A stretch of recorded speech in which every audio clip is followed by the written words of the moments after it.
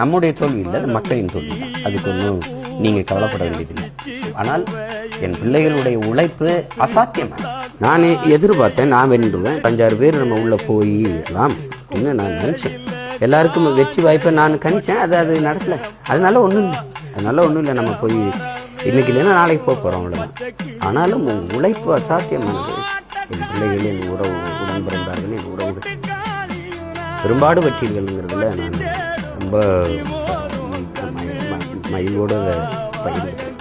ஆனால் உறுதியாக வெல்லும், அதில் எந்த மாற்றம் உங்களுக்கு வேண்டியது.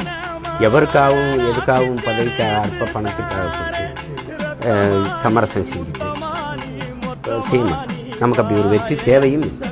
மக்களை நம்பி நிற்கிறோம், மக்கள் நம்பும்படி நிற்கிறோம். மக்கள் என்னைக்கு நம்புகிறாங்களோ அன்னைக்கு நமக்கு வெற்றி.